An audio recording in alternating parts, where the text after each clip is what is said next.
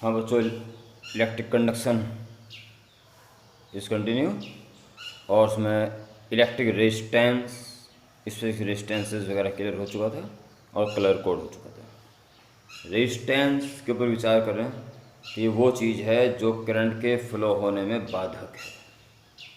Resistance जितना ज़्यादा, current उतना ही कम। ठीक है, तो एक से ज़्यादा रेजिस्टेंसेस जब कनेक्ट हों तो इफेक्टिव रेजिस्टेंस कितना होगा, इसके बारे में इस वीडियो में चर्चा करनी है। ठीक है, क्योंकि कॉम्बिनेशन ऑफ कैपेसिटर्स आप पढ़ चुके हो, तो कॉम्बिनेशन ऑफ रेजिस्टेंसेस आपको बड़ा आसान लगेगा, इसलिए शॉर्ट वीडियो में इसका काम चलेगा। नेक्स्ट हेडिंग कलर कोड के बाद combination of resistances. Next heading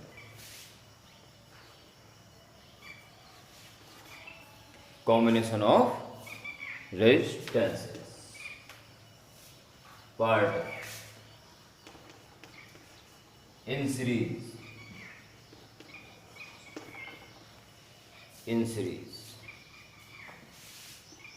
और दो टर्मिनल्स ए और बी के बीच में तीन रेजिस्टेंस टिंग टिंग टिंग टिंग टिंग टिंग टिंग टिंग टिंग टिंग टिंग टिंग, ये वाली R1, R2, R3 सीरीज में कनेक्ट कर दिए, और ए और बी के बीच में एक सेल लगा दिया, जो वी पोटेंशियल डिफरेंस अप्लाई कर सकते हैं। सीरीज में एक ही करंट फ्लो होगा, पोटेंशियल डिफरेंस बढ़ जाएगा, ये आपको पहले ही पता है। पैरेलल में करंट बढ़ जाएगा और पोटेंशियल सब में एक ही रहेगा, ये तो हमेशा लिए ध्यान रखें। तो इसके लिए फर्स्ट पैराग्राफ क्या लिखना है, अच्छी तरह सुन लें, सुन के बाद पॉज करते हुए लिख दें साथ साथ। पहले रफ में लिखें, बाद में फेयर करें उसको। क्या लिखोगे, जो बनाया वो लिख दो। Considering three resistances R1, R2, R3 are connect in series between a and b and a PdV is applied across AB। यह सेल ऑफ PdV या by cell a PD is applied between a and b, जो short. तब current सब में एक ही होगा, potential difference बढ़ जाएंगे, उसे मान लो V1, V2, V3। तो जब आप फर्स्ट पैराग्राफ लिख देंगे, considering three resistances R1, R2, R3 are connect in series between A and B, a potential difference V is applied across AB, then current will be same in each resistor and PDs across them are V1 equal to V2 equal to V3, formula तो equal to आया, तो I तो सब में एक जैसा, और R, R1, R2, R3, ये तीनों इंडिविजुअल पोटेंशियल डिफरेंस है, इन तीनों जोड़ के दिया जाना चाहिए। Therefore total PD between A and B V equal to V1 plus V2 plus V3, so V equal to, इनकी वैल्यू पुट करो और कॉमन क्या आ जाएगा, I R1 प्लस R2 प्लस R3। Okay, equation 1। हम तो क्या करना है, V पोटेंशियल डिफरेंस लगाया था और इन तीनों ने मिलकर I करंट फ्लो कर लिया।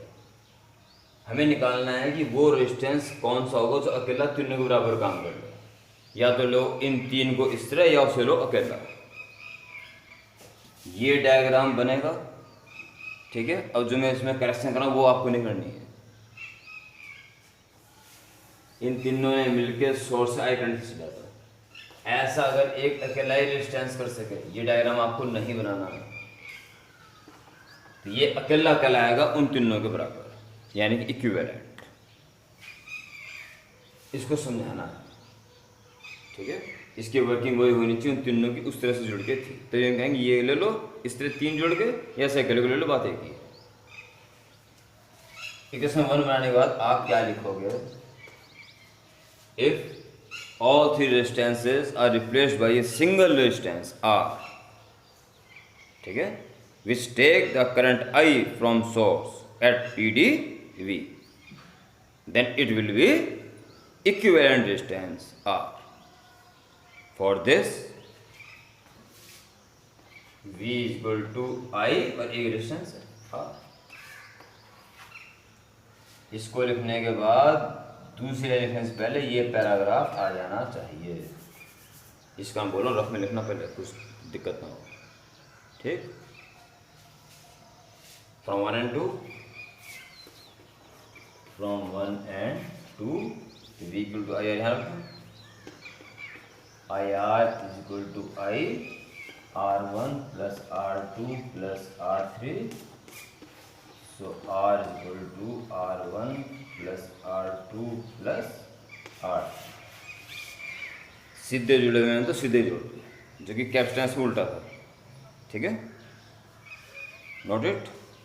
Part B.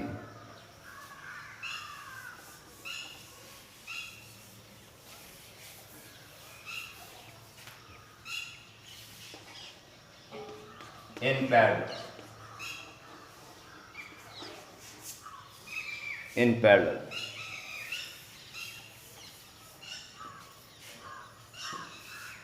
वही दो पॉइंट्स हैं ए बी और ये सेल है.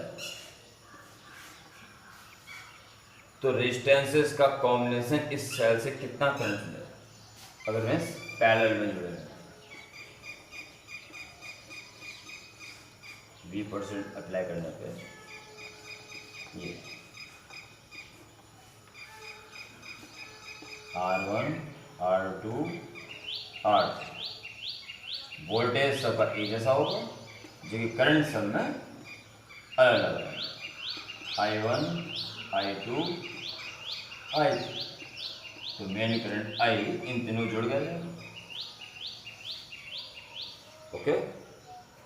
तो इसने इंडिविजुअल I1 एक ना I2 एक ना I3 लिया, पर कुल मिला के तीनों ने मिलकर सोर्स से I करंट खींच लिया V वोल्टेज.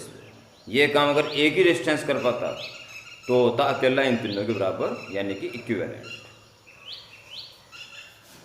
तो अपनी बकवास में शुरू करेंगे. सुनना अच्छी तरीके से.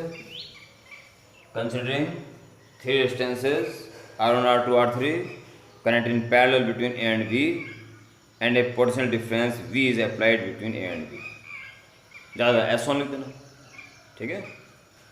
Then PD across them will be same V and currents in these resistors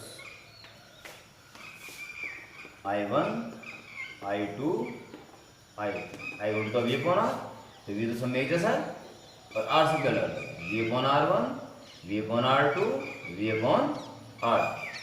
इसलिए टोटल करंट या नेट करंट लिख सकते हो. खाली वेक्टर यूज होता है, ये वेक्टर नहीं है, पर हम अपने अमाउंट में भी कवर कहते हैं भाई नेट कितना, नेट कितनी इनकम हुई हमारी, इसलिए यूज कर सकते हैं.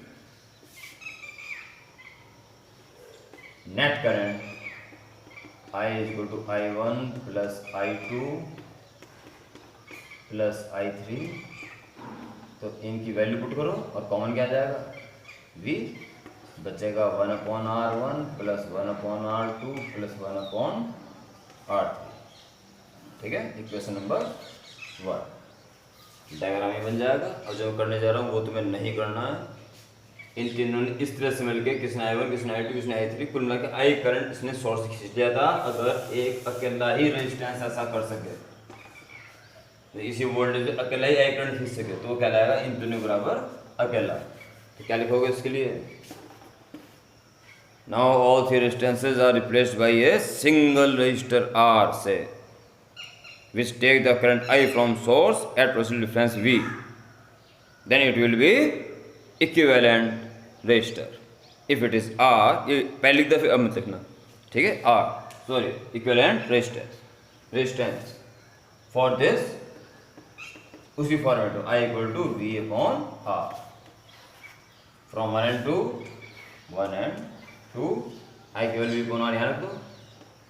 V upon R is equal to V 1/r1 plus 1/r2 plus 1/r3, ये कैंसिल, बचा 1/r equal to 1/r1 plus 1/r2 plus 1/r।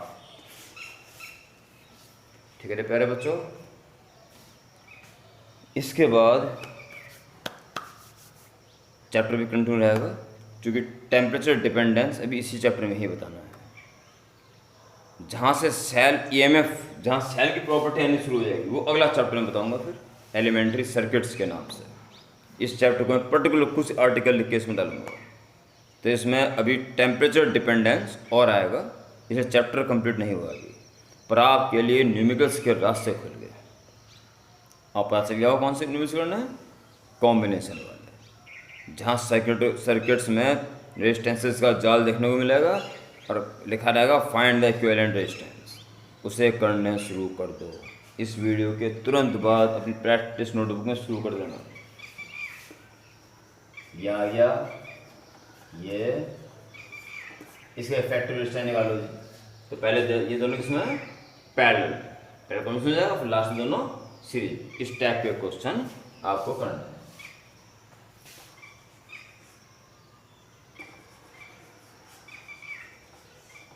इसका रेफरेंस निकालो, तो पहले दोनों सीरीज में जो कॉम्बिनेशन आ जाएगा वो, और ये फाइनली पैरेलल। इस टाइप के क्वेश्चन करने शुरू कर दो, ठीक है। और नहीं करने हैं तो मत करो, सीधी सी बात है। मुझे भी टेंशन लेने की ज़रूरत नहीं है, अब मुझे भी रोबोट की तरह काम करना है, ठीक है। ये जो वो था ना, क्या बोलते हैं, मन से सोचते हैं कि भला हो जाए, उससे कोई फ़ायदा नहीं है आज के जीवन में, ठीक है। रोबोट की तरह काम करो। मैंने अपना काम कर दिया, आप में से जिससे अपना काम करना है वो कर लो, जिसे इस सब चीज़ का मजाक बनाना है वो मजाक बना लो, जिसे जो करना है भैया वो कर लो, ठीक है। Okay bye.